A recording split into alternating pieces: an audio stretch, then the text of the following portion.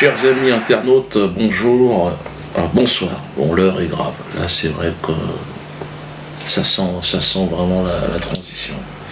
Gaza aux prises avec la haine absolue, cette haine à la fois puante et pleurnicheuse. La haine des soldats de Tsahal. Caca. Ces rats immondes, voleurs de terre, voleurs d'eau, veules, lâches, fourbes et menteurs, sans génie et sans gloire. J'aurais eu encore tout un tas de qualificatifs si on avait eu le temps, mais éternelles victimes, vous les voyez tout le temps hurlant à la mort au devoir de mémoire qui voudrait nous imposer, tout en exterminant bien sûr des femmes et des enfants parfaitement innocents. Alors innocents pour nous, pour eux, ce sont évidemment des enfants antisémites, j'imagine, voire des enfants nazis. C'est possible, c'est dans le gène nazi. Des glisseurs de quenelle, quenelle égyptienne, on n'est pas loin les Gaza. Manel Valls, en plus, nous avait prévenu, il avait dit l'antisionisme est le fauné de l'antisémitisme. Vous vous souvenez, c'était au Trocadéro. Mais cet antisémitisme aussi, et c'est la nouveauté, il se nourrit de la haine d'Israël. Il se nourrit de l'antisionisme, parce que l'antisionisme, c'est la porte ouverte à l'antisémitisme. Donc tous ceux qui s'opposent à l'entité sioniste sont considérés comme des antisémites, qu'il faut abattre au plus vite. Bon, moi, je dirais que ça n'a plus beaucoup d'incidence, le fait de me faire traiter d'antisémite, mais bon, j'imagine qu'il y en a encore qui sont un petit peu frileux, un petit peu... Pascal Elbé, d'ailleurs, il a dit je suis comme un Palestinien, c'est-à-dire que grosso modo, il faut me défoncer ma gueule, écoutez-le. Il faut lui défoncer sa gueule. C'est exactement ce qui se passe en Israël, Pascal. Ouais, il connaît bien le système, il faut défoncer la gueule, dès que t'es pas content, tu défonces la gueule du mec. Puis il aime bien son pays, là, Israël, parce qu'il en parle, il va faire des tours. C'est un genre de tour opératoire, on sait pas très bien quoi, tu sais, le mec il t'explique, tiens regarde, c'est pas très intéressant, mais c'est Pascal Elbé, quoi. J'ai le cœur rempli d'images, de souvenirs. En quelques heures, j'ai vu défiler plus de 4000 ans d'histoire. En Israël, chaque ville a une empreinte, une couleur particulière. Pour aller à leur découverte, il faut d'abord trouver un refuge, un toit pour dormir. Ici, rien de plus facile.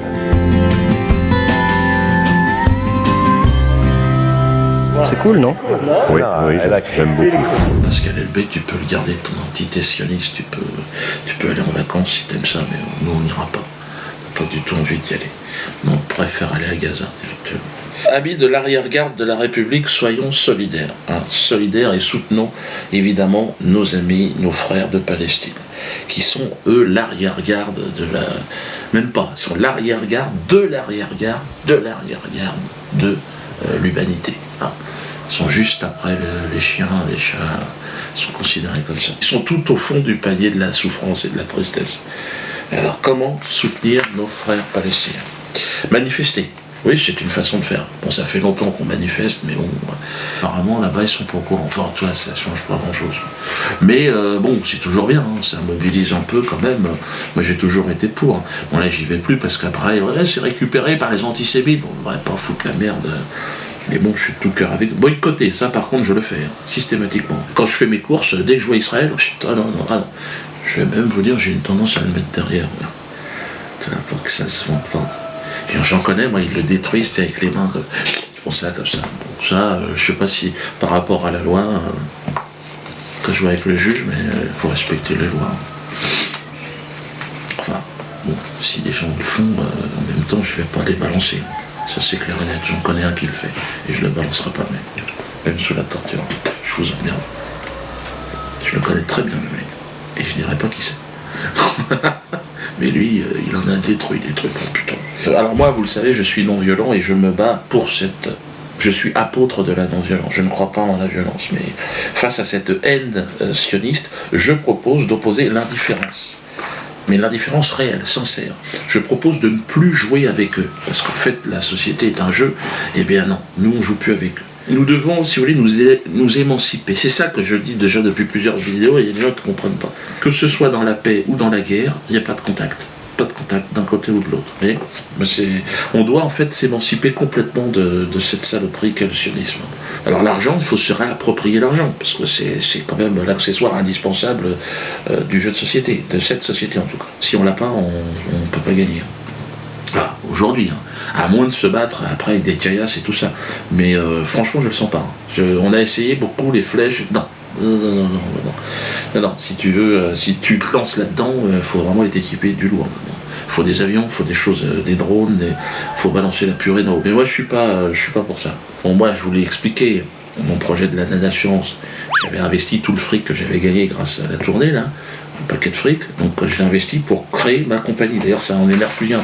Ouais, regardez le mec, Dieudonné peut-il légalement créer son assurance? Évidemment, on peut la créer, connard. Les mecs, ils sont en train de s'interroger, mais est-ce qu'ils peuvent aussi avoir une banque? Attendez, et ils peuvent... On fait ce qu'on veut. Toutes les assurances, toutes les banques, vous voyez directement avec mon directeur de la publication. Ah, le directeur de la publication, on est emmerdé, hein, il n'a toujours pas son ordinateur. Donc là... il y a Roger Lamouche qui est là, évidemment, qui vient de passer. Roger? Ah oui. Ah oui.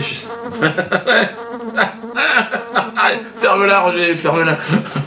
Heureusement qu'il est là pour mettre de l'ambiance, mais je vous cache pas qu'on est gêné. Hein. Donc l'Anan Assurance, on a lancé ce projet il y a 10 jours, donc on est 40 000 quand même, en même pas 10 jours. À ce rythme-là, on sera à 100 000 au mois d'octobre. Et là, on passera en phase 2, donc là, la création de l'assurance de manière effective. Alors quel lien entre l'Anan Assurance et Gaza? Vous allez dire, ouais, Dieudo, qu'est-ce que tu nous racontes? Alors, attention. L'objet d'une assurance, c'est quoi déjà? Parce que je entends des gens un peu bavards, c'est quoi? C'est de garantir, voilà, les sinistres. Et il me semble que le plus gros sinistre moderne, c'est ce qui se passe sur la bande de Gaza. Et oui, et donc il y a une solidarité.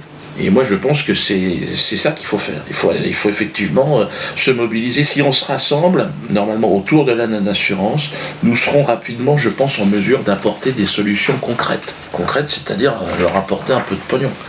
Parce que, vous savez que l'argent, je vous l'ai dit, c'est le nerf de la guerre. Si tu veux jouer sans, à quoi ça sert? Faut arrêter de rougir et puis de laisser les autres s'occuper de ça. Voilà. Vous donnez combien aujourd'hui à votre assurance? On a fait le calcul sur environ entre la taxe habitation et la taxe auto, c'est 1 000 €. Vous vous rendez compte? Non, mais attendez les gars, autant qu'on se le donne à nous-mêmes. Hein. Parce que là, je suis entouré aujourd'hui de spécialistes, hein, des gens qui sont dans les assurances, qui viennent, qui me conseillent. Ils disent, on peut le faire. Donc là, on a une grande réunion, là, début du mois d'août, deuxième semaine d'août, avec tout un tas de gens qui bossent dans les assurances et tout, pour concrètement qu'ils nous apportent, qu'ils m'indiquent un petit peu ce qu'il faut faire. Il y a des avocats, il y a tout le monde. Là, on a un staff, ils sont motivés. Hein. Imaginez quand on sera 1 million, ça fait 1 milliard. Donc rien que, tu vois. Donc là, c'est sûr qu'une petite aide concrète à Gaza, ça sera facile. Hein. Moi, je suis d'origine africaine et je vois ce qui se passe dans le monde. Quand je vais au Cameroun, je vois bien dans les pays du tiers-monde. On est dans un jeu, c'est l'argent qui fait la différence aujourd'hui. Ça n'est qu'un outil, hein, mais c'est le seul qui nous permet, dans la non-violence, d'en foutre dans le cul. Donc là, à Gaza, ils auront du lait et du pain, hein, au minimum. Des pansements. Puis bon, après, la possibilité de s'organiser aussi tout seul, parce que il n'y a que comme ça qu'on va y arriver. D'autres vont me dire, oui, mais Dieudo, l'argent, toujours parler, il y a aussi la prière. Ouais, on peut se mettre à prier aussi, il faut. Hein. Ça peut être intéressant. J'ai prié pour Gaza. Pas si ça a changé grand-chose, enfin, envoyer un petit message. Dans 1 an, je pense qu'on sera en mesure d'apporter à peu près 1 million d'euros à Gaza, mais sûr et certain. Donc, regardez les autres compagnies d'assurance, non, que dalle, 0. Gaza, non. Le PDG d'Alliance, là, ou d'AXA, vous donnez un peu? Non. Un yacht de 45 mètres, oui, ça c'est pour moi. Mais Gaza, non. Alors que moi, je vous assure, d'ailleurs, je vous annonce, je n'aurai pas de salaire. Contrairement aux autres représentants de... Non, j'ai pas besoin. Moi, je fais des spectacles, je gagne très bien ma vie avec ça. Mais je pense qu'avec l'Anan Assurance, on va vraiment faire chier le monde. Je fais ça pas pour l'argent, je fais ça pour leur foutre directement dans le fion, quoi. Donc c'est ça qui m'amuse. Donc pas de salaire pour moi, hein, pour l'assurance, ça c'est un engagement que je prends. Que vous dire de plus? Le 26 juillet aussi au Théâtre de la Main d'Or avec Laurent Louis, donc nous aurons une réunion pour parler, il y aura une conférence sur Gaza, hein, sur la Palestine.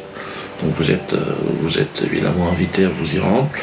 Je crois qu'il va y avoir du monde d'ailleurs. Mais bon, dans ce qui se passe à Gaza, je pense que c'est le moment charnière. Là, on est en train de tourner.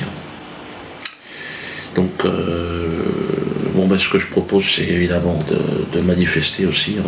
Je vais organiser peut-être une petite manifestation, on va voir comment les choses tournent. Mais, non, on est sur le cul, hein, on n'est pas content.